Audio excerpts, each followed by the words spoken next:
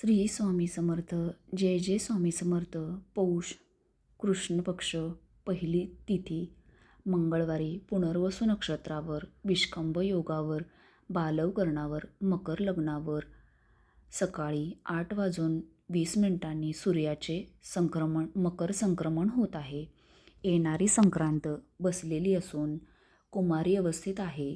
तिने पिवळे वस्त्र परिधान केलेले असून ती पायस भक्षण करीत आहे, म्हणजेच खीर खात आहे. कपाळी कुमकुम तिलक लावलेला आहे. वाहन वाघ असून उपवाहन घोडा आहे. हातात गदा हे शास्त्र धरलेले आहे. वासाकरिता चमेलीचे पुष्प घेतलेले आहे. संक्रांत वायव्येकडे पाहत असून पूर्वेकडे जात आहे. तिचे मुख दक्षिण दिशेकडे आहे. संक्रांतीचे नक्षत्र नाव महोदरी असून वार नाव देखील महोदरी असे आहे. संक्रांतीच्या पुण्यकालात करावयाची कृत्ये. ज्यांना मकर संक्रांती पुण्यकालात म्हणजेच दिनांक 14 जानेवारी सकाळी 8:20 ते सूर्यास्तापर्यंत दान द्यावयाचे असेल, त्यांनी या दिवशी काळे तीळ वाटून अंगास लावून पाण्यात तीळ टाकून थंड पाण्याने स्नान करावे. शिवमंदिरात तिळाच्या तेलाचे दिवे लावावेत. या दिवशी श्राद्ध केल्यास ते अक्षय होते. धर्मशास्त्रानुसार या दिवशी श्राद्ध करणे झाल्यास ते पिंडरहित करावे. या दिवशी शंकरास गायीच्या तुपाचा अभिषेक केल्यास महान फल प्राप्त होते. या संक्रांतीस वस्त्रदानाचे विशेष फळ आहे.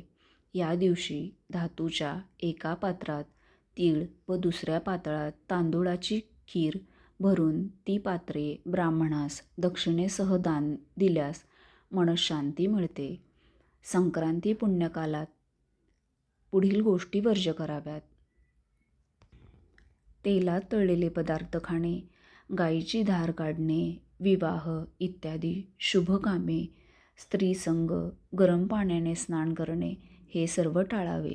या दिवशी वस्त्रदान करून सवाष्ण व ब्राह्मण भोजन घालावे, ज्यायोगे सर्व सुखांची प्राप्ती होते. संक्रांतीच्या दिवशी नववधूने पहिल्या वर्षी तेल, जिरे, मीठ व कापूस हे जिन्नस सुवासिनींना दान करावेत. असे केल्याने तिचा संसार सुखाचा होण्यास मदत होते. भोगसंक्रांती व्रत हे स्त्रियांनी करावयाचे व्रत आहे.